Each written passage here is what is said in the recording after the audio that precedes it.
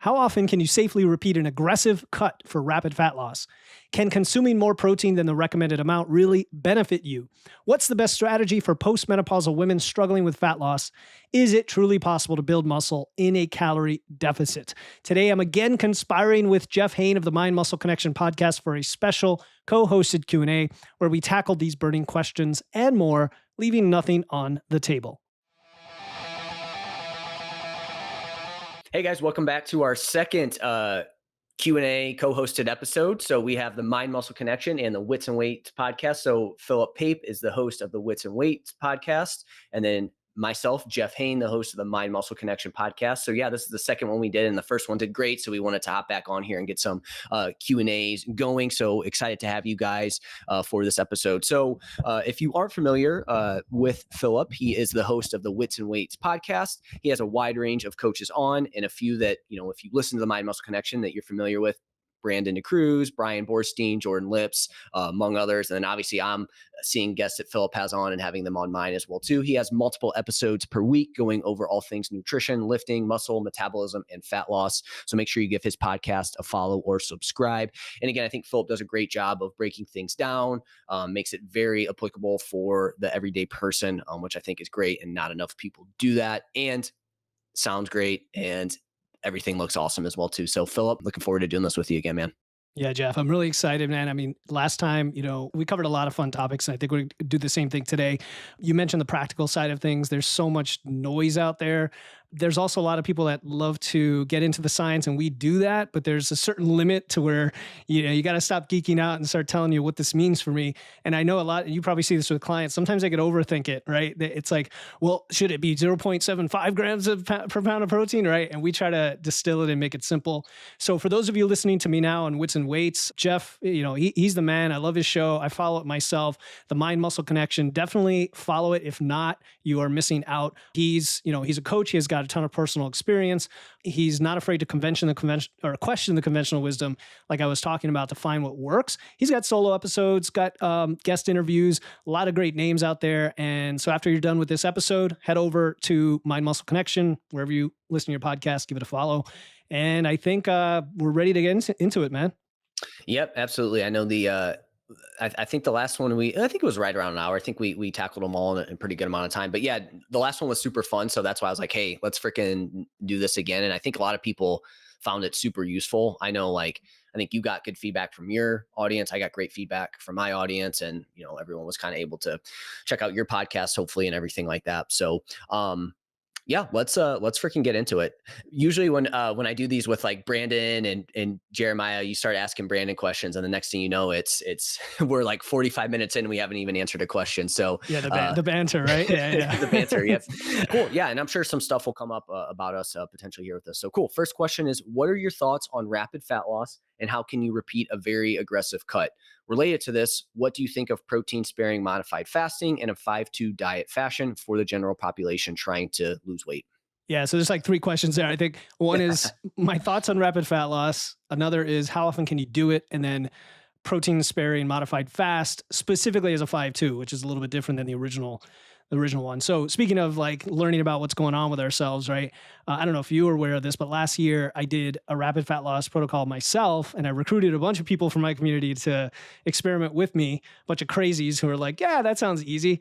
And we did something inspired by Dr. Bill Campbell, who's a well-known researcher, obviously, with aggressive dieting down at University of South Florida. And it's pretty simple. It's 4 days in a very aggressive deficit, something like 45% below maintenance, and then a 1 day refeed where you bring the carbs back up to maintenance, and then you repeat it once or twice. So if you do it twice, it ends up being about 2 weeks. And for a guy like me at 180, 190, I might lose like 4 pounds of fat doing it that way. The idea being that you keep the protein really high, at least 1 gram per pound, if not 1.2 or even a little bit higher. You keep training hard and you're good to go. My thoughts on it are, like any dieting approach, the more aggressive you go, the shorter the duration, right? Otherwise, you risk losing muscle. Also, I would put a bunch of caveats on this one, because people are like, I'll have somebody reach me and say, I've got 20 pounds of weight to lose. I've never done any of this stuff. Should I do your rapid fat loss program? I'm like, no. Let's not do that. Let's get everything dialed in like you would before a fat loss phase anyway, but even more dialed in terms of your training, you're tracking your protein, like keeping the stress down, all that good stuff in a good place, quiet time of the year, and then go after it really hard and be consistent with that protein and make it happen. And then, yeah, you can lop off a couple pounds. If you have a lot of weight to lose, it's probably not the best approach from an adherence perspective anyway, because it's short. And now you're like, well, what do I do after that? Do I just taper it down to a less aggressive cut? Yeah, maybe, but now you've already experienced like all this adaptation and psychological pressure early on. You're not going to feel great. Or do you just punctuate, building phases with this? Or if you've already lost a bunch of weight and you're fairly lean, you use this occasionally. That's my thought on like doing it in general. And then as far as repeating it, I wouldn't do it until you've come back to maintenance and fully recovered and then do it again. But again, you shouldn't be doing them back to back. The 5-2 protein sparing modified fast, from what I understand, and you may have a different kind of history on this, Jeff, is the original diet was eat whatever you want for 5 days and then have 600 calories of protein for 2 days. And it's just another form of fasting. It's just another form of restriction that technically doesn't require you to track. But at the end of the day, you could easily not lose weight if you're just overeating on those 5 days, right? Like any other fast. It sounds miserable to me, but I get why you would want to do it, especially if you combine it with tracking and now you're at maintenance for those 5 days and then you go into the fast for 2 days. I know Brandon is doing something like that. So for the general population trying to lose weight, which was the question, I would say do what works for you and try traditional tracking and traditional, like, even if you want to cycle the calories, that's fine, but don't try to do anything too extreme because that could be what got you in trouble in the first place. I don't know. And I'll let you fill in the gaps because I know there's a lot of nuance to this one. Yeah. I mean, this was something that, I had seen the 5-2 diet there with that. And after talking to Brandon, I do think that there is some potential benefits of it. I was kind of thinking like, from a lean body mass perspective, I could see how this could be beneficial because if you're doing those 5 days, which ideally I'm assuming we would ideally want you to be at probably close to maintenance, right? Like you said, you don't want to obviously overdo it. But the issue becomes like, are you tracking during that? And if you don't track, then do you end up kind of getting into a large surplus, right? But if you're tracking and you're closer to your estimated maintenance during that period of time, I really think that it could be great from a lean body mass perspective, just because you are going to be having so much time where you're giving your body plenty of energy, right? And then on those days that you're not, you're getting enough protein in. And like you said, it's important that you lift weights in that process. So I could see how that could be beneficial from a lean body mass perspective. But I think you hit on this on both of these. It kind of comes down to me, the challenge is the mental side of things, right? Like, is that something that you can stick to? And like you said, does it just lead you to this kind of yo-yo approach, right? That would be something that I want to look out for. Like, look out for the hunger on those really lower days.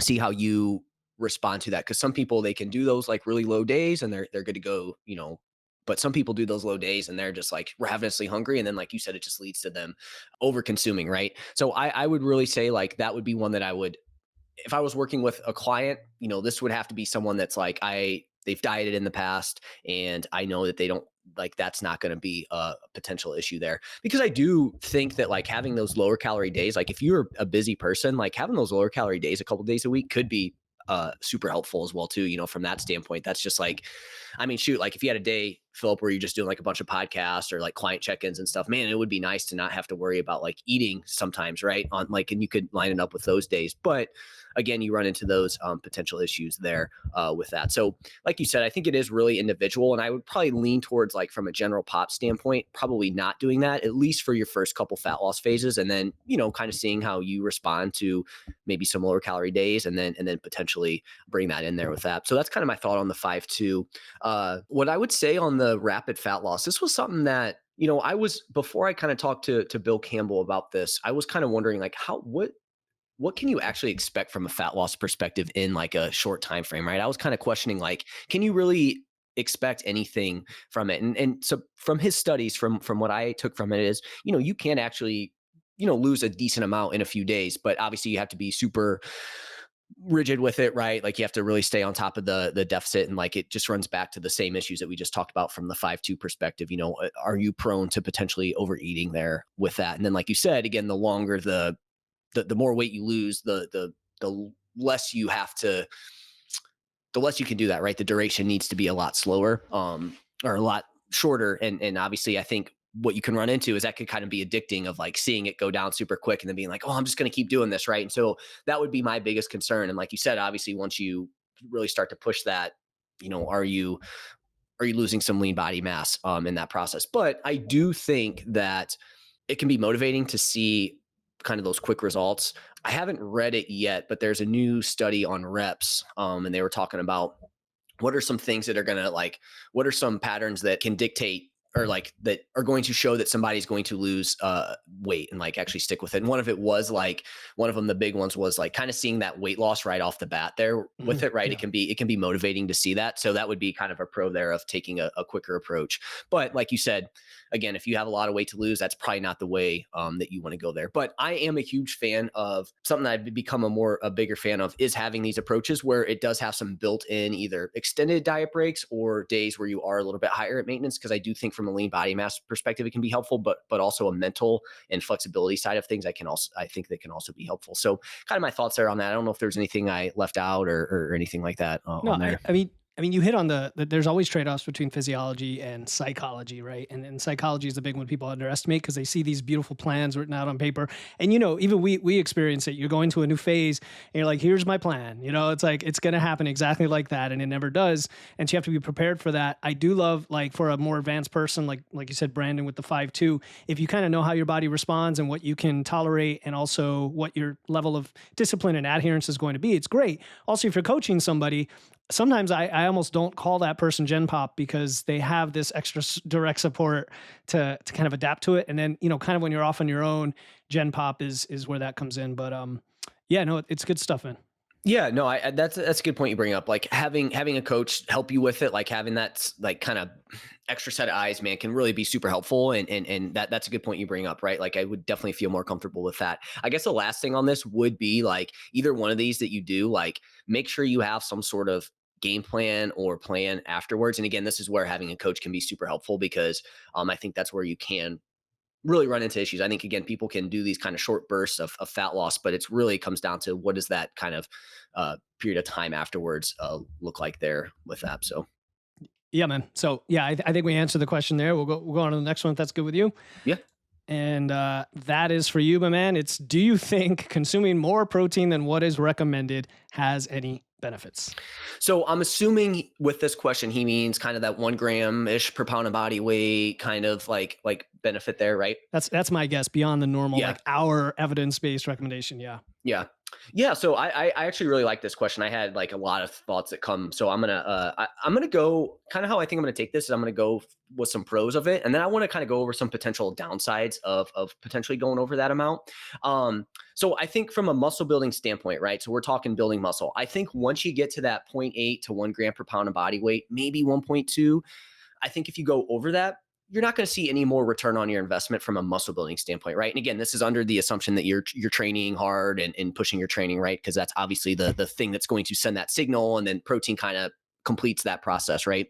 So I think from a muscle building standpoint, I don't think that you're going to get any more benefit from going too far over 1.2. Again, if you're really trying to maximize it and trying to build as much muscle as possible, maybe you might want to be on the safer side and you could potentially go a little bit higher. But from my understanding of the research, you're going to kind of max this out at 0.8 to 1 gram per pound of body weight there. However, I do think there's some other benefits of potentially going higher than this 1 gram per pound of body weight. Again, that's the number we'll kind of go for here. And I think the first one is satiety.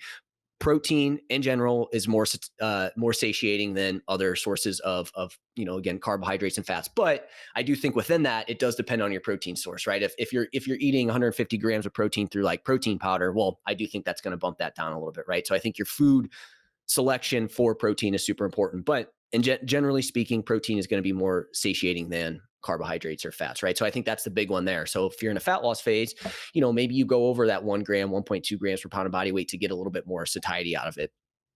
Protein does use the second benefit would be protein, higher thermic effective food. So protein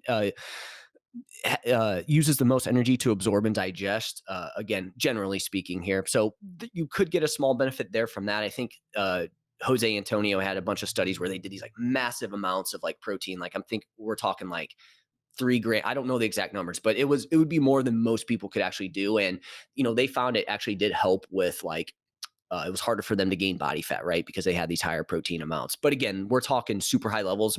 I would not recommend that to anyone there with that. So again, a higher thermic effective food, you could burn a little bit more calories, but it's just going to be a small amount. Again, to be on the safe side from a muscle building standpoint, like again, if you really want to maximize it, you're a little worried about it, maybe you go a little bit higher than that. Again, the research kind of shows that it does max out around that 1 gram. And then 4, to me, you like it. Like if you really like protein and you enjoy those types of foods, by all means, you can go higher than this number.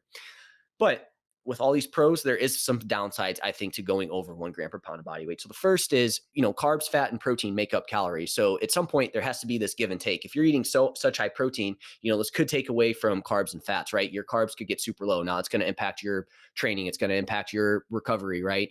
Fat, same thing. Those get too low. Fats are important from like a hormone standpoint. And we need, a certain amount of essential fatty acids. So again, that can lower those things if you're eating too high protein. I think 2, protein can, for some people, be harder to digest. You may, when you get to these super high levels of protein, you may find that it kind of sits in your stomach. It's just a little bit harder to digest, right? So again, that would be a potential downside. And then lastly, I think once you get over 1 gram, 1.2, it's just tough to do. And your diet's probably going to be a little less tasty overall, right? Because that means less carbs and fats. But again, that could potentially be a good thing here on that. So I think to kind of wrap this up, I think if you're in a fat loss phase, maybe you go a little above one gram per pound of body weight. If you're in a building phase and you like protein, you find that you really don't want to gain, you want to limit fat gain, maybe you go a little bit higher protein, right? But again, from a muscle building standpoint, I think things get kind of maxed out around that 0.8 to 1 gram per pound of body weight. Again, if you want to be on the safer side, maybe go a little bit higher than that. Yeah, man, mic drop. You answered everything about that question. No, I don't want to make it too long because you covered like most of the points that I was going to mention if they didn't come up. As far as the curve of when protein intake kind of maxes out, we know that there's a point of diminishing returns. And like you said, 0.8, even 0.7. I mean, the more they look at this, the more it kind of angles down a little bit toward that 0.7 where, there's almost no benefit to going above that from a practical standpoint. So to the person asking the question, my question back to them is, why are you asking the question? Is it because you have a high protein diet that's much higher? In which case, I've had plenty of clients like that. Usually they're bigger guys consuming well north of 3,000 calories. And they're like, I love my meat, or I used to do carnivore or something like that. And it all works fine because they have plenty of calories to work with. Fats and carbs aren't really being sacrificed. What's the difference between 350 and 450 grams of carbs, right? So in that case, just keep eating the way you're eating if you enjoy it and it works for you. And that's the second piece of this is it working for you? And do you want to experiment? Because if you're wondering if you're currently at the 0.8 and you're like, what would happen to me if I'm at 1.2, 1.3, especially during fat loss? That's where I see some benefit with some of this stuff. Like you said, satiety, body composition, another Bill Campbell research, I think. Oh no, he reviewed it about the impact of protein on body composition, even beyond what we already thought. Just do it before and after and see how it works. Other than that, everything Jeff just said makes sense. There's no benefit intentionally of increasing your protein beyond the normal 0.7 to 1 gram per pound. I think too, like on that one thing that kind of hit, and I know this kind of struck a chord with not struck a chord. This resonated with a few clients was like, people like are super worried about getting enough protein. One, I think, again, you make sure your weight training's there, right? Because at the end of the day, like if that's not there, it's like protein it isn't going to do anything if you're not sending that signal to build muscle. So I think that's the first thing. Second is, you going from 0.3 grams per pound of body weight to 0.6 that's going to have a massive impact on your like the results you're going to see. But if you're going from like 0.7, 0.8 to 1 gram, the return on that investment is going to be a little bit smaller, right? So we need to think of it from that standpoint as well too. Like, where are you going from? Again, if you're at 1 gram and you're like, oh, I really want to maximize to 1.2. It's like, again, the return on that investment is going to be a lot lower than if you were like super low. And I think sometimes people, kind of overlook that, when it comes to nutrition stuff and everything. They're always like, what's the most optimal? And so keep that in mind too, there with that. Yep. Totally agree, man. Nothing to add to that. What do you, are you, so with the protein, have you kind of like, I guess the one thing that kind of changed my mind on it too, was this kind of recent study where it was, I think they had upwards of like 100 grams, I think after, and their MPS muscle protein synthesis was still elevated, hours after. It kind of changed my mind a little bit on timing. I don't know if that changed it for you or anything. It made me like, it's still important to me, but it made it maybe a little bit lower on the priority list. I don't know what your thoughts are on that. Yeah, yeah. If anything, it's not symmetrical anymore. Meaning, I used to recommend kind of a minimum, but also make sure you distribute enough. Now I say like at least try to get the minimum in one meal, but there's not really an upper limit. If you want to do it twice or three times in a day, otherwise it's a matter of practicality. Yep, right. That again, I feel like a lot of this stuff, man. As I learn more, it comes down to Yeah, what's really the practicality of it. So yeah, for sure. cool. All right, Feel good on that one. I think we're good, man. Awesome. Cool. All right. So I'm a postmenopausal woman who has struggled with undereating for years due to a slow metabolism. Despite increasing my calorie intake, exercising regularly, and having a high protein diet, I'm not seeing much progress on the scale, although I'm losing inches. How can I effectively lose fat and reveal muscle definition, considering my unique circumstances and history? This is such a loaded question. I'm sure when you saw it, you thought the same thing. And I know you recently did an episode about like, it's probably not your hormones, right? It was something like that. It's probably not your hormones. There's so much in here that I would want to first address before I even answer the question. For the person listening, or really any women listening who are thinking these thoughts, the first one is the statement that I've been struggling with undereating for years due to a slow metabolism. There's an assumption there that your metabolism's quote unquote slow, and it could just be, in an adapted state because you've been undereating. Okay, fair enough. Maybe you haven't been training, maybe you haven't been preserving muscle, whatever. We don't want to assume your metabolism's slow. It is what it is, and we'd want to do what's necessary to recover and see where the current set point is for that. But then she said, despite increasing calories, exercising regularly, and having a high protein diet. So, okay, those are good things, right? Like getting enough energy, exercising. I'm hoping she means training. We don't know for sure. And then having a high protein diet. I'm not seeing much progress on the scale, but I'm losing inches. Right there, I'd say that's a win. Like that's a Yep. huge win right there too. Where, okay, why are we obsessed with the scale? What is it in your history or relationship with scale weight that causes you to think that this is a problem, right? I'm losing inches. And then she said, how can I effectively lose fat and reveal my muscle, considering my unique circumstances and history? And so again, I would say, I mean, we're all unique, but we're also not unique, right? Like, we all lose muscle mass with age if we don't train.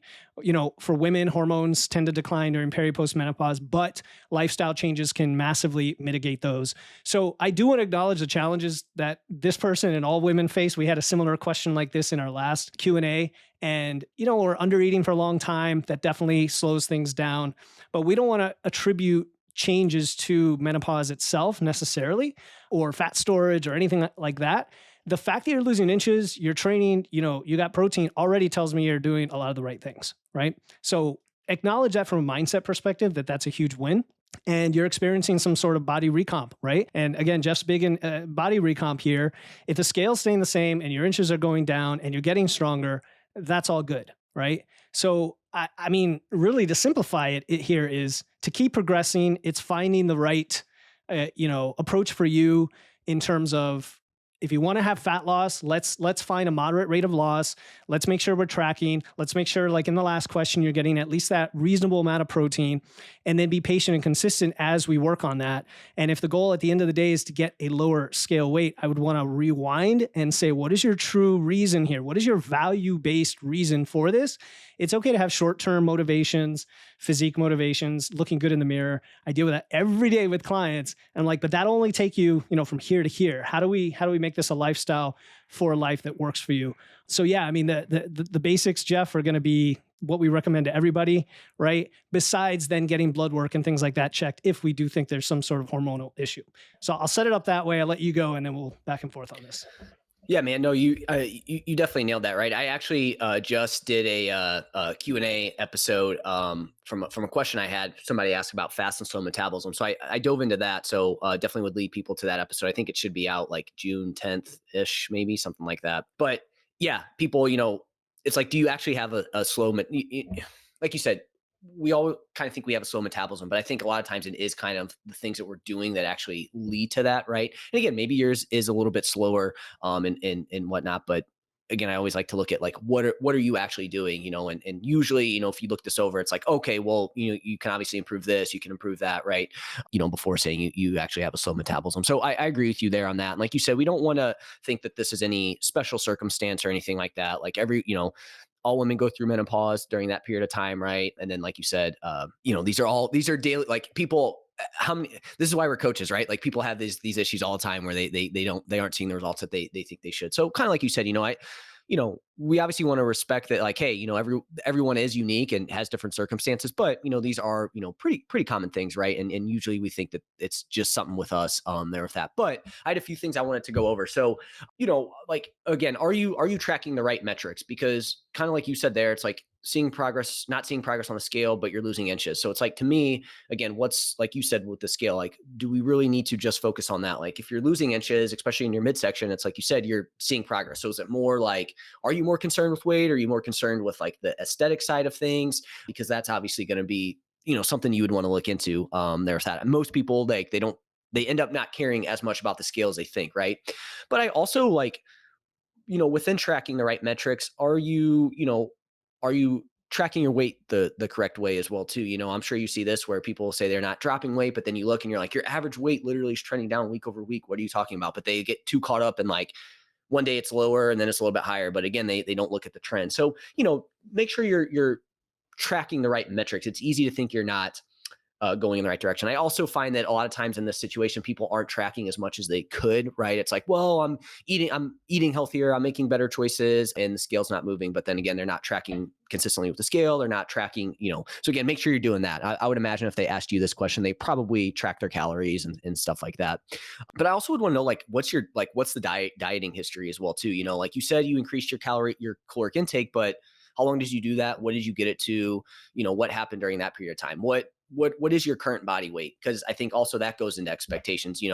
If you're 115 pounds, we kind of need to reframe those expectations versus if you're, 175, like that weight loss is going to look a little bit different. So what's your current body weight? What does your exercise look like? Because like you said, we hopefully you're lifting weights, but are you consistent with that? So those would be things that I would kind of check there with that. But just some other things like to potentially look out for, like Philip said, lift, protein. I think for this demographics, especially, I think making sure that you don't go too long without protein after your workout. This is a kind of demographic. I think protein timing is maybe a little bit more important. So if you exercise, do make sure you're getting protein. Especially if you go in fast you're getting it relatively soon after. Sleep's going to be another big one for this age range, because, menopause can sometimes lead to lower quality sleep, people waking up in the middle of the night, hot flashes, stuff like that. So I think there's a lot of things that people overlook when it comes to sleep. This isn't a sleep question, but man, we could probably dive into that as a whole topic in terms of some like low hanging fruit sleep hygiene tips there. But again, making sure, sleep is good, right? You're prioritizing it. That's going to be a big one. That's really going to make things a lot tougher there with that. You're doing the right thing here, but make sure you are taking some time away from fat loss dieting to fuel your body. We're not just increasing calories for the sake of increasing. The goal is to fuel your body. Make sure you give it the nutrients and calories you need. And again, make sure you're doing that for a good amount of time, right? You doing it for 2 weeks and then, kind of just winging it, that's not going to be enough. Like you really do want to kind of stick to that a little bit longer. I also wonder, and I think you kind of mentioned this too, like, could you have some maybe better fat loss methods? Like, are you trying to lose super quick? Like, could you improve that aspect of it? Like making sure you get enough protein. You're losing more at a moderate rate versus feeling like you need to get off 2 pounds per week, right? With that. And then, yeah, those would be kind of the main ones that I would look at in this specific example here with that. Actually, sorry, there was one more thing I wanted to go over here on this. I wanted to go over some like potential supplements that I see that this kind of demographic misses out on. Again, we know supplements are lower on the priority list. These things here are going to be your most important, but a few that I see that are important for this demographic is vitamin D. Make sure you're at least taking a nice maintenance dosage. You can look at your blood work to see where that's at. Fish oil is another big one. I like Legion's fish oil. It has the right amount of EPA and DHA there with that. Magnesium, glycinate could be a good one, especially if you're waking up with hot flashes. Glycine can be helpful. So magnesium glycinate, and then creatine. And this is the demographic that kind of shies away from creatine because it's kind of known as like a, kind of like steroids. Oh, they're going to make me super bulky. But for this demographic, I think creatine is super important, maybe more so than, say your 25-year-old male who's trying to build muscle. So just some things there for you to focus on potentially. Hi, my name is Alan, and I just want to give a shout out to Philip Pape of Wits and Weights for being a huge part of the foundation for my continued health and well-being. Philip exemplifies a nutrition coach who demonstrates how much he cares. Philip works tirelessly and with dedication to provide coaching support and major content for us to use. He creates a practical approach from research, and Philip empowers all of us to use food as quality for our health.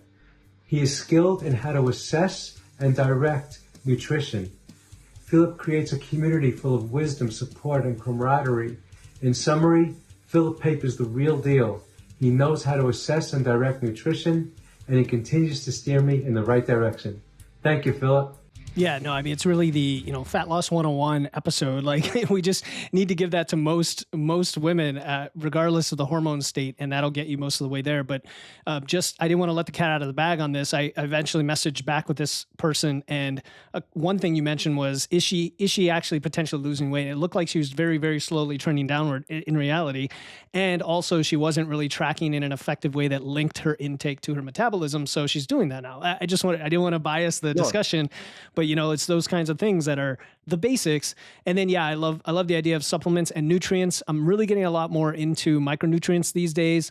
Yeah. Especially for women with like thyroid issues and whatnot, just even from a food perspective of trying to hunt around and figure out which foods give you these nutrients, because you may just be neglecting an entire nutrient like selenium, right? Or what have you. The sleep and stress, I totally didn't even mention that, but like you said, that could actually be the deal breaker for a lot of women at that age with the life stress, the obligations, the kids, and all of that. But yeah, I mean, we pretty much it's checking all the boxes and then going into a reasonable rate of loss. Not overdoing it. If your metabolism is kind of lower now because you haven't built a lot of muscle mass yet, you're not going to be able to go in this huge deficit because you're going to be eating just like 800 calories. So you're going to have to be patient and kind of go down a little bit and then continue to build that muscle, which this person said she's already getting body recomp. So like, I think it's a great start, There's two things that you said there that I want to point out. The first is the micronutrients. So with that, and this is where like being low calorie can't catch up to you is, you're more likely to have holes in that, right? So this is where, again, this is why I said like, time away from fat loss dieting to fuel your body. And this is exactly why, because, the higher, not like you need to eat 4,000 calories and gain a ton of weight, but, the more calories you have, the more you can, kind of fill those holes there with that. And then on the slower weight loss side of things, I know we just talked about rapid fat loss, but again, we kind of talked how that's like a, certain demographic that will really work well with. With kind of my content, like I try to reframe the slower weight, especially for this demographic, the slower weight loss is almost a pro, because if anything, you're putting, and this is probably going to go into our next question here, but you're kind of putting yourself in a really good position to maintain and even potentially build some muscle in this process. And again, that's for this demographic specifically, that's going to be super helpful for your long-term health, right? Because again, I feel like a lot of people in this demographic, they really just focus on the weight loss side of things, and that leads to them doing things that lead to lean body mass loss. And we already talked about the importance of that, and not to mention bone health and everything like that. So I think if anything, kind of reframing that for this specific example where you said she actually was trending down, even though it was slower, I would say that honestly is perfect. And that is kind of what I would be wanting to go for anyways here. Because I think you're going to put yourself in the best position long-term with that. So yeah, it's within that like cone of body recomp. Like we think of body recomp as just maintenance, and you talk about this all the time, you can recomp at different levels of surplus or deficit and even consider it over the long term. So yeah, good. Keep it up. Whoever sent in the question, like a lot of good things going for you, and let us know, one or two things that you decide to change based on this conversation. Yeah.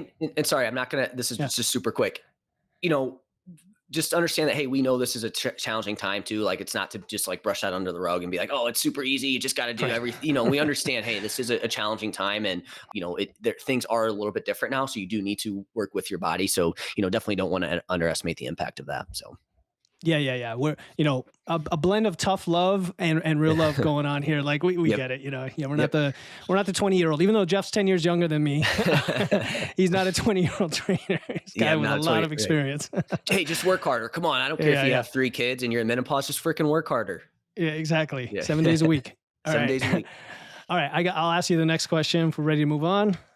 Yep. All right. So classic question. How feasible is it to build muscle in a deficit?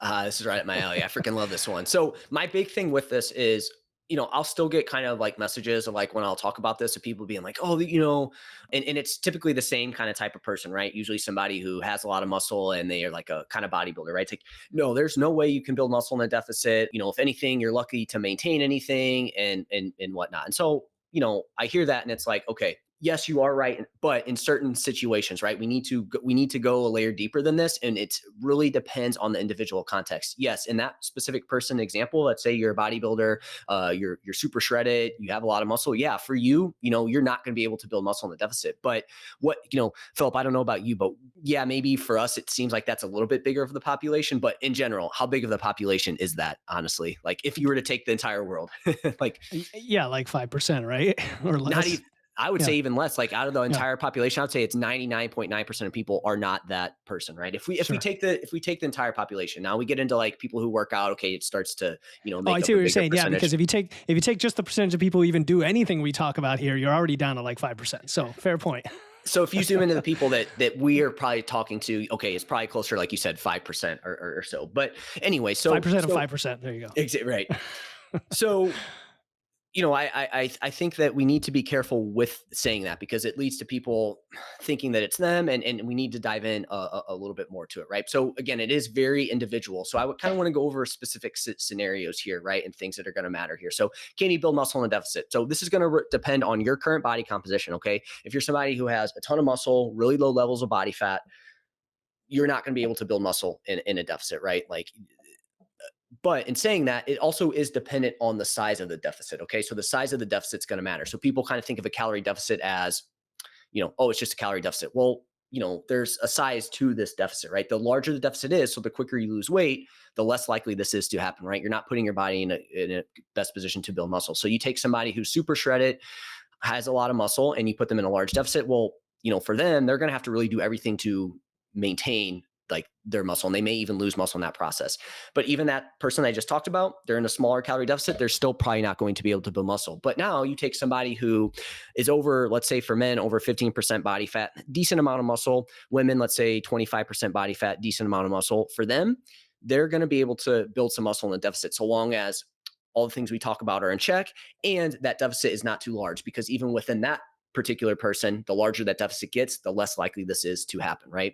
So again, we need to look at like training history, but that's going to go into how much muscle you have. Other factors outside of the gym. So obviously the less these are dialed in, the worse sleep is, the higher your stress is, the worse your diet quality is, the lower the likelihood of this is going to happen in a deficit, right? So we need to look at that. Again, what your training looks like. If your training isn't super specific to building muscle, again, this is going to be tougher, right? If you're somebody who does like a ton of group classes, maybe your training is geared more towards like powerlifting style, I think you're going to have a tougher time building muscle in a deficit, right?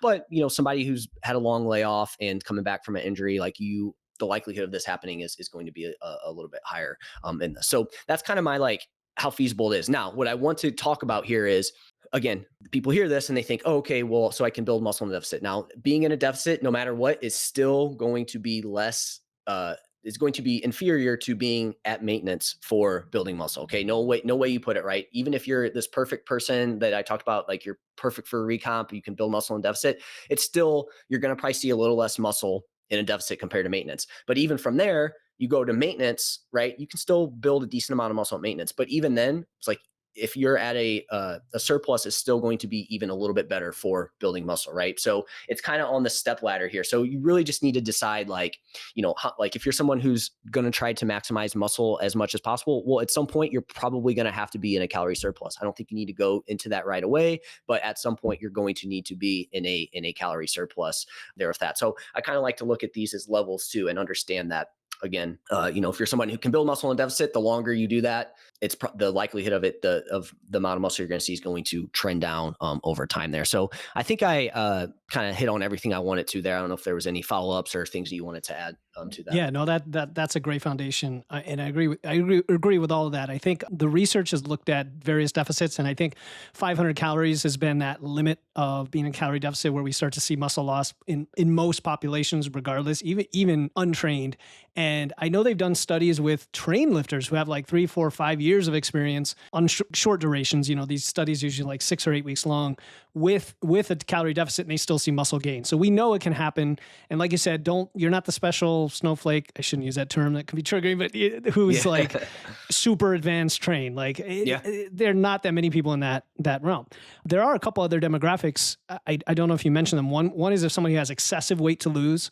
So I've had clients who are usually male clients who are like 260, 270 at 5'9", and they want to get down to close to that 200 mark. And their body has so much fat storage that is like putting them in a surplus while they're in a deficit. Yep. And so they build a ton of muscle as they're recomping, and everything's actually kind of smooth if you've got it set it up right for a lot of people, especially males that I've worked with. The other situation is if you're detrained, right? Again, I've seen that as well. Some guy that did what I didn't do when I was a teenager in my 20s and actually worked out and hit the weights because I didn't know this stuff until my late 30s. And they show me pictures of how they were jacked when they were 22 and now they're the dad bod and, overweight. And they're like, I ride my bike. That's all I do. Okay, let's get you back lifting weights. And then all of a sudden their body's like, it just like sucks up the protein and just packs that muscle back on. And there's a biological reason for that having to do with like satellite cells and neurons and stuff having already been built or developed and grown when you were earlier, and they're always there waiting to get big again. So that population can probably hack their way to some body recomp. And then the one thing I want to ask you about, Jeff, is you said powerlifting style. I'm assuming you meaning during fat loss if you're using powerlifting style because it's not very much volume or stimulus compared to like a bodybuilding style. And I wonder if you could explain that a little bit because my understanding is pretty much any auto-regulated form of training where you can train hard close to failure, with sufficient volume is going to give you what you need. Is the premise here that you're doing like squats once a week for 1 RMs and no back offs and no other volume, no accessory work, that kind of stuff? Yeah, pretty much. Yeah. Like you're just doing like the main list. You're literally just working in like the 1 to 3 rep range. Right. But and again, is that gonna I don't like people will take, this is the same thing as like the maintenance, like building muscle and maintenance. It's like, okay, that doesn't mean you're not going to build any muscle, but when you're in like say you're in a deficit and like, you're trying to build muscle, lose body fat at the same time, you're just going to be, it's not going to be as specific to building muscle as I would like it to be. But again, if you're okay with that trade-off, like understanding, hey, I'm probably going to leave a little bit of muscle growth on the table for this. Okay. It is what it is, right? It just comes down to trade-off. So yes, it comes down to the specificity of the training, right? That, like you said, it's just not enough. It's going to end up not being enough volume. That 1 to 3 rep range isn't necessarily the greatest for building muscle. It's, and whatnot. So that's really what it comes down to. This is kind of something that I've changed my mind on because I've always kind of talked about like, well, you need to have your training specific to hypertrophy. And what I tell people is you probably want to have, like, if you're really trying to maximize body recomp and again, trying to build some muscle in the deficit, if you're under these situations is I would say you want at least 50% of your training to be geared towards hypertrophy, right? So if you want to do a thing where it's like a power building style, again, is that going to be the most effective from a muscle building standpoint? No, but it's still going to be good enough to build muscle, right? So long as 50% of it's hypertrophy. You like to do group classes, again, maybe 50% of it's group classes, but I want at least 50% of that training to be geared towards, building muscle there with that. I can attest to that. I totally agree. That's why I wanted to clarify for the listeners so they knew what you meant, because at least a lot of people I know who do the power building style or they do West Side style or whatever, they do their main lifts and they might be auto-regulating like back offs and stuff like that. But then they're also adding all this, what do they call it in West Side? The extra accessory work. Man, I'm losing the, I'm losing the phrase, what it's called. Not the accommodating resistance, but when you just repetition work, I don't know. But, there's that. And then also, what was the other thing I was going to say? I'm losing my mind. Oh yeah. Like I've also seen like basic barbell type training work during fat loss if it's like set progression. So for example, we talk about increasing weights or reps for progressive overload, and we rarely talk about adding sets, but there are some, modulating programs where you start like 3 sets, then 4, then 5, then 6, and you actually end up being able to push that volume during fat loss while you're not really able to get stronger. But as a result, you're getting the stimulus. And if you're in this like sweet spot deficit for recomp, you might get it under those scenarios as well. Yeah. Yep. No, 100%, man. No, that's that. And like you said, the population you talk about, like that's the perfect scenario where it's like, they're like, well, do I need to gain muscle? I don't want to gain weight right now because I want to lose, but it's like, you're in literally the higher your body fat is, like you said, the higher the likelihood is of a recomp because that's like stored energy. And on the flip side, real quick, I want to hit on this too. On the flip side, I think the other, where I see this also kind of get, where this kind of thought process of like, oh, hey, you have to be in a surplus, or hey, you have to be in a, these kind of things, and not kind of diving a layer deeper. When it comes to a surplus, where I see this kind of misapplied is somebody like you said there that, maybe is like, say, 15-20% or higher in body fat, for women 25-30% or higher, and they feel like they can't build muscle, like they're like, well, I'm not going to go into a building phase, or I got to do fat loss until I drop all this weight. Is, then they or they go into it and they try to get in a surplus. They think that they need a surplus. Well, now they start to gain a little bit more body fat than they need, and then it's like, well, these phases don't work, right? I didn't see any of but it's because you went into a surplus when you probably had some wiggle room here to be at maintenance, or like in a small deficit or in deficit before going into that. So it's kind of like the flip side of that there with that. So. Yeah, no, I think we covered it. It's possible for a lot of people, and you just have to make the trade-offs that you want to make. If you want all out muscle, probably don't want to be, dicking around in these like subtle phases. Just go after one direction or another. That's my opinion. And then, yeah. At some point, yeah, absolutely. Sorry, go ahead. Yeah. No, but then there's the lifestyle and the psychology. It all comes into play. And it's like, if it's a woman who's 45, she's not happy with her body, and I'm like, I'm not going to tell her to sit around and like continue to add weight or gain fat. Let's just, make that little bit of a trade-off so we get you some quick wins like we talked about before, but then long term, I'll get you more convinced into like building muscle. Yep. I like your, that's actually a great way to put it. Dicking around. That's, honestly, I need to start using that a little bit more. Is that like an old guy term? I don't know. No, man. I just never thought about saying it that way before, where like, if you're, trying to lose body fat, build muscle at the same time for too long, that's basically what you're doing. You're just kind of dicking around at that point. Yeah. So I love that. I need to start using that more. Oh man. All right. So speaking of old guys, actually, I think you're asking me this one. I'll pull up the caption here. Yep. Heavier weight or more reps for an older guy looking to build a base for longevity. For longevity. Yeah, we're the longevity experts here right now. Yep. The answer is yes. No, the answer is yes. Yep. Train and you're good. So interestingly, I just recorded an episode for Over 50 Guys, and it was in response to a follower who said, hey, you should cover this stuff. And I had just recently listened to an episode of RP, right, with Dr. Israel, and he was talking about old guys as well. And my thoughts on this are, like, if you're asking the question, maybe you already have a little bit of experience training and you're just trying to kind of optimize your programming. I think the power building style, like you mentioned before, something like where you have the big lifts, you have something that's focused on function and strength, like specifically strength, which tends to be down in the heavier rep range, is super, super helpful for older folks. And sometimes people are, it's counterintuitive. Like, older folks say, well, no, my connective tissue, my joints, my knees, blah, blah, blah, that's too heavy. It's bad for recovery. I disagree. Like, I think compound lifts are what you want when you're older. I've seen older folks who never lifted before in their 50s, 60s, 70s have tremendous improvement in their health and function. And guess what we need for longevity? We need to be able to like get off the toilet, but also be able to move our body around, avoid, breaking bones when we fall. Falling's like the leading cause of death besides heart disease, at that age.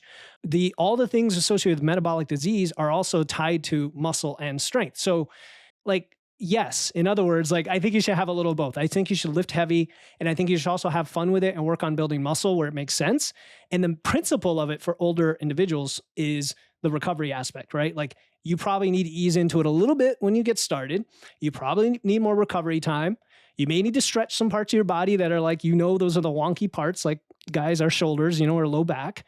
And then don't be stupid, because you only have so much time, not till you die, but you only have so much time. Your body takes longer to recover. So like, you don't want to get injured and then now spend months and months trying to come back from it, always be behind. So I feel really strongly about it because I have parents and I have in-laws and people that are older, and we got to stop making excuses. And I want to see this generation, my generation, become like the first generation that ages well, like ages into their 80s and 90s, that don't look like old people. We don't think of old people as like frail, bent over, weak, right? We are strong, we're independent, we're able to help other people. We're not like, mooching off of healthcare, right? All that stuff.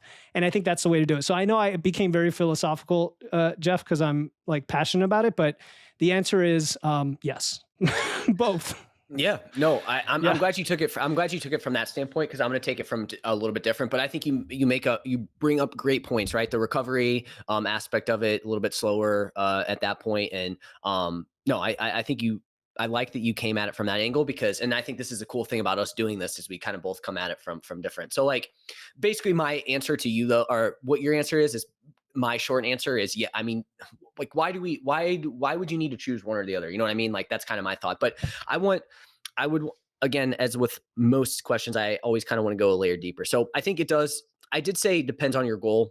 He said longevity. So, but I would want to like, what does that kind of look like? You know, again, is it straight? You know, like, so again, I think both is there with that. But also this is where I think people maybe miss out on some of this is what's your preference? Like, what do you enjoy doing? You know, because at the end of the day, like you and I could sit here and we can talk about, well, hey, if you do this perfect combination of higher, lower, you know, that's going to be great. But also like you just doing something is going to be better as you age as well too, right? So like what is your preference too? And you know, again, a lot of people I don't think are, I don't think they aren't as up to date on the research as we are with us. And we know that there can be a nice little range here that you can work with. So I think really preference is a big one, right? Like what's going to keep you staying consistent. And I think when it comes to strength, hypertrophy, I feel like people ask these really nerdy questions, which I think are great. And it's fun to dive into it, but really what is going to keep you doing these things over extended periods of time?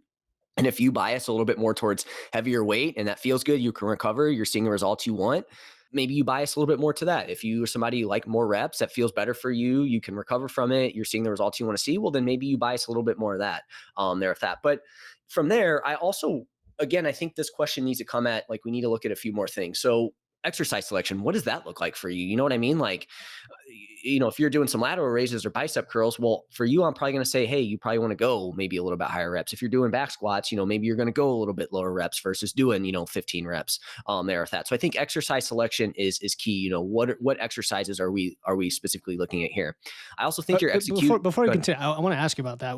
Just to interrupt, what about including exercises at all? Like what if this is the kind of person, because I've seen them where it's like they just want to do the isolation stuff. You know, what are your thoughts on that? Like, Yeah. should you have compound lifts, or is this like, what are your thoughts? Yeah. So, again, I my first I'm pigeonholing you, man. No, you're good. You're good. Yeah, No, yeah, you're good. yeah. I love this. Yeah. I mean, I think preference, again, it's going to come down to preference, right? Because I think you still doing more isolation stuff is going to be better than you feeling like you have to, like you said, kind of pigeonhole or put yourself into a box with it. So, but I also feel like this comes down again to like, what do you consider compound, right? Are we saying do you need to do like barbell stuff? Are you counting leg press as a compound? You know what I mean? Like, Sure, multi-joint you know, movements. what, Yeah, right. Yep. yeah, you know, Hmm. what does that kind of look like? Because I think sometimes that can get lumped into that's more Hmm. isolation. You know, I would like to have, if it was up to me, again, I would like to have somebody incorporate some, you know, things leg press, squats, you know, those bigger lifts. Like I think that's a good base. But again, if it doesn't feel good for somebody and they're more likely to want to stick to more isolation type stuff, leg extension, leg curl, like uh what would be a good isolated, like I guess a lunge, maybe I don't know. And they like doing that, and that's going to keep them going with it. Then that's the route, you know, we're going to go. But I would like to have a nice little blend if it was ultimately up to me, you know, there with that. Did that answer your question Oh there on yeah, that? yeah. No, I just put it out there because it depends on the context always, right? Like you said, if the alternative is not doing anything, and maybe for someone who's an older population today, that is the default, right? Then obviously we want to take them from there to there to there. The other way we could approach the question is like, oh, this person already trains. Now they want the best out of it for longevity. What would that be? You know? Yeah. Yeah. Yep. And I think a good blend for sure. But this also comes down to like, for example, I think it goes too far on the other end where people try to, like you said, pigeonhole them into like doing like say back squats or something, right? Where they think they need to do these like compound barbell type lifts. And it's like, you know, we have some flexibility there, right? So, you know, again, I think we could go too far on the other end. But another big thing here with this too is your execution and technique. I mean, what does that look like? You know, and I think that's going to be big. Like we need to make sure that's in a good spot before being like, what rep range do I need to work in, or what's better for me? Like, I think your execution and technique is super important in that process as well. So I think really we need to come at it from like, stop looking at it from an either or. I think both can work. What's your preference? What's your exercise selection? What do you like? What's your execution and technique? And then from there, what are your results? And are you happy with them? Are you not? And then from there we evaluate and see, you know, can we make some changes to that? But yeah, it's kind of my thoughts on that. Yeah, and I guess the other approach for longevity, because he also didn't longevity could be, I want to live a long life, but it could also be, you can keep lifting for a long time, right? Exactly. And that's where the recovery, and I know from personal experience and guys all the time who just, my shoulder's a little sore, but I kept pushing and bam, the rotator cuff surgery or whatever. And now you're knocked out for 6 months to a year. So always keep those in mind of overall health, overall function. And even when you're doing isolation work, you can overdo it if you're like constantly training to absolute failure and your volume is just tremendously high and then you don't sleep. Like all of these compound, plus diet. We don't even have to get into nutrition because you didn't ask about it, but of course it supports all of this. Well, and then in that specific example, this is where again your execution and technique comes in too, right? Yeah. If you're, the more you do that with poor technique, the more that's gonna, so again, that's why I think it's important. And I don't know about you, but generally I feel like when we go to these heavier weights, that's where you will start to see, especially for men, right? You start to see the ego take over a little bit, and that's where you do see execution and technique stuff for a little bit. So you do want to be careful there with that. That would be one kind of final thing with that. So. And one final thing, because we all have to get the last word. Keep going. Yep. Because you mentioned men, and I'm thinking women. A lot of women I've gotten as clients, right? They tend to be doing the higher rep stuff anyway, and then they've said that they don't like going to the gym or it's too much work or whatever. There's kind of a psychology to reps where everybody has a different sweet spot, right? And you could be working 20 rep in the 20 rep range for everything. And that could just be torture, like psychological torture for somebody. And all of a sudden, you get somebody squatting or RDL or whatever down in the 5 rep range or 6 rep range. And it's way lower than they've ever gone. And like, this is amazing. I only have to, each set is short. I get all this rest time. There's a big psychological aspect to it as well that factors into sustainability and longevity too. This brings up one more thing. Yeah, let's do it. What you have been doing, I think also should play a role in this, right? I didn't even think of that, right? Like if you have found yourself to maybe bias one or the other, maybe you need to get a little bit more of the other one in there, right? So sorry, I just had to, to get the final word. Do you have the final word? No, that's it. I'm going to go to the next question. I think we answered it. Yeah. I think I asked you this one, right? 1, 2, 3, 4, 5, 6. I think I asked you. Didn't you ask me the longevity one? Yeah, yes, I'll ask you this one. You're right. Sorry.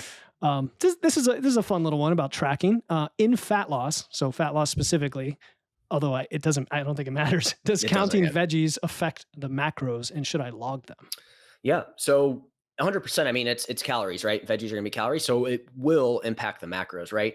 But I want to there's a lot of things that we can kind of uncover here with this. So my thoughts on this, like I'll have a lot of clients that, whether maybe they're newer or again, maybe they're in a different phase where, on their check-in form, they'll be like, well, hey, I'm having some, my nutrition adherence was a 3. I'm having a lot of like, either meals out or, hey, I had some like bites and licks and stuff like that. Well, my thought on this always is like, well, where are your results at? If things are trending in the right direction and, I look at your food log and you're eating relatively well, and maybe you're having some bites and licks or some tasty stuff from time to time, and things are trending down in the right direction, it's like, let's keep going. Like you're seeing the results you want. So why change it? So my thought on this is like, if you're somebody that hasn't been tracking them, you're seeing things head in the right direction, you don't necessarily have to do it, right? Like if you're really looking into your micronutrients and stuff like that, like, maybe like obviously veggies are going to be high on that. So maybe you do want to look at that. Right.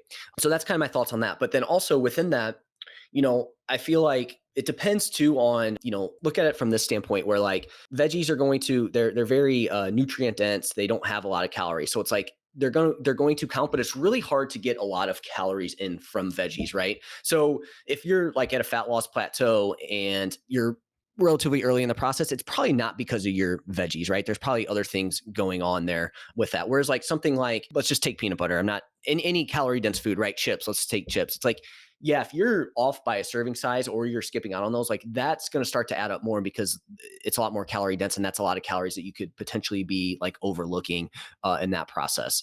So just understand that, like, I guess my point there was, again, if things are heading in the right direction, you feel good, you don't necessarily have to count them. If you are starting to maybe get plateaued, definitely look at like your other tracking, make sure you're tracking all your calorie dense stuff. But, adding in your veggies can be, again, they're going to count towards your macros. So again, if you aren't seeing the weight loss that you want to see, you might want to look at logging them and going from there. So kind of my answer there on that and kind of how I would go about that with clients. Yeah, I mean, there's a big practicality aspect to this, like you said. Like even if people are not tracking everything, but they're getting the result, maybe what they're doing is working for them. I know when I eat every night and I track my food, it's like the veggie ends up being the last thing, and it hardly makes a dent in the the calories and macros. So you're like, I like to track it because of the micros as well. So if you happen to be tracking your micronutrients, it's nice to have those in there. And then also it depends on how we're defining vegetables. Are we including like potatoes and corn and like actually high energy starchy type vegetables, then yeah, you should probably log those. And then for everything else like greens, non-starchy stuff, my approach is like, let's say you're having a salad and it has 20 ingredients, pick the 3 or 4 that are calorie containing, log those, and you're good. Now if you don't log them at all and it's kind of inconsistent, the accuracy goes up and down. It tends to be kind of in the wash at the end of the day anyway, because all you care about is like, what's the change relative to my intake? It's kind of like supplements. Like I don't track my fish oil, even though it has 40 calories, 40, yeah. because I take it every day, So yeah, practicality versus accuracy and precision. If you find that you can't track it all because you're obsessing over getting the Swiss chard logged, just maybe don't log that. Well, and to like, even, people will be like, well, my serving size is off with them. And it's like, it's going to be really hard to get your veggie macros off, right, from a logging standpoint, because it really is hard to get a ton of calories. And what you do need to be making sure your serving sizes are right on the more calorie dense. But like you said, again, I think it comes back to the practicality of it, right? I would hate for somebody to stress out about tracking their macros and not do it because they're like, they don't want to count every veggie, because then it's like, all right, we probably can get away. The only thing I'll say on this is if you do have a coach though, just because this is something I see, is it might not be a bad idea to put them in, because like I'll do this where I'll be like going through food logs and I'm like, hey, you need to get some more veggie in. And they're like, well, that would be like the or only fiber. other case. Fiber actually is another one. Yeah. Yeah. Fiber. No, that's a good point you bring up, right? It will, you may show lower fiber. So, again, I think it still comes back to what we said, where it's like, if you're, if what you're doing is working, and why make it more complicated there? Now, again, maybe at some point you will have to do that, but just kind of depends on your results. So I had a client who was showing like 7 grams of fiber a day. Like, we got to get that up. And they said, well, I'm taking 20 something grams of psyllium husk. I'm like, okay, so that's why I don't see it in there, but also maybe that's not how we want to get your fiber. Not the only way. Not the only way, right? So yeah, all good practical stuff, man. I think we covered, training, nutrition, fat loss, all this fun stuff. Any last words? I think we had a good one. Yeah, nothing from no other additions to what we were talking about. I know, sorry, I'm just pulling this up. So yeah, I mean, it was great. A ton of, like you said, a nice kind of blend of training and nutrition questions. And I think kind of all over again, like demographic as well too, right? Menopause, and everything in between. So, I guess, as far as what else, definitely make sure, if you are a subscriber of my podcast, make sure you go follow Wits and Weights. I think you're doing are you doing like 3 episodes or a week now? It's 5. 5. Wow. Episodes. Okay. Yeah. Okay. And you have like a couple like shorter ones too, like built in there and a couple everything. Short ones, a bonus one, and then interview and a solo. Yeah. Yeah. So again, make sure you check out the Wits and Weights podcast. From my understanding, you're on every major podcast platform that you'd be listening on. And make sure you like and subscribe to his podcast as well too there. Again, Philip, man, always fun doing these. There's a couple questions that we had where, you kind of had an interesting kind of thought process behind it. And it kind of made me rethink that. And I think definitely, having you to go over these with, it definitely synergizes it, right? We get a lot more out of it. And like, for example, you asked me to clarify the powerlifting thing, right? Whereas like in my podcast, I would have just not even thought about that. So I think it's super helpful. And definitely give your podcast a listen. It sounds great. Always super professional as well too. So make sure you go give Philip's podcast a listen. Yeah, man. And and likewise, I mean, people like these shows, I think partly because of us, I hope, like having our different opinions, and sometimes we're strong about those opinions, but we come to it from a point of like wanting to help as many people as possible, and also understand that we've had a lot of both clients and listeners who like they've listened to a lot of stuff and they've consumed a lot of information, and it's not always the information that they need. It's like, how do you apply that? How do you implement that?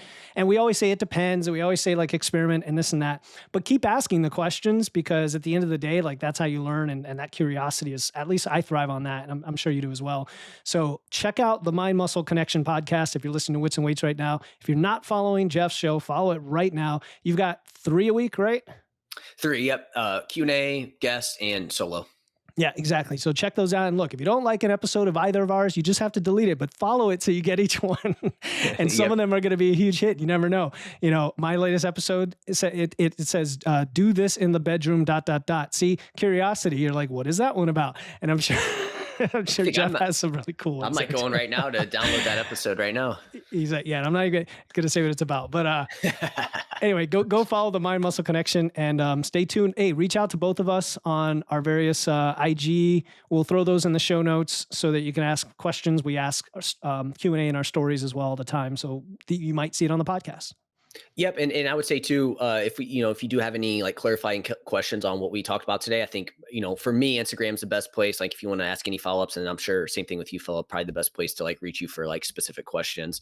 And then, I plan on doing this again in the next couple months with you. So, be on the lookout for questions and, our question boxes so we can answer these on here. So at Jeff Hoehn _. Yes, sir. At Wits and Weights. At Wits and Weights. Cool. Awesome. All right. So stay strong, everybody. Thanks for tuning in. Cool. Talk to you guys soon.